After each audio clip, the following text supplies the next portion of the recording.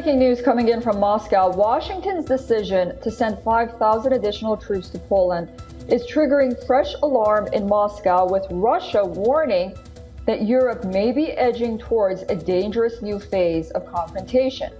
Russian Foreign Ministry spokesperson Maria Zakharova says the deployment risks a qualitative escalation in tensions between Russia and the West. She warns Moscow will be forced to respond with retaliatory measures if NATO's military footprint continues to expand closer to Russia's borders. The prospect of relocating U.S. military bases and contingents, as we suspect, from Central and Eastern European countries considered less trustworthy to those considered more trustworthy by the United States, including Poland, literally within striking distance of our country's western borders, is unacceptable. This would not only inevitably necessitate the forced adoption of military technical measures necessary to ensure the security of the Russian Federation, but would also result in a significant escalation of tensions throughout Europe, especially given the increasingly provocative stance of the United States' European satellites toward the Russian Federation.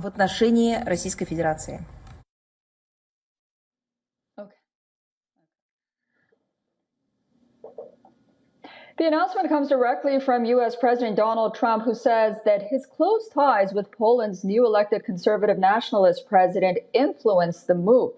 Posting on Truth Social, Trump presents the deployment as a sign of Washington's commitment to Poland's security at a time of rising uncertainty across Europe. The decision surprised many observers because the White House has spent months reviewing America's true presence in Europe, with expectations growing that Washington could reduce its military role and pressure NATO allies to shoulder more of the continent's defense burden.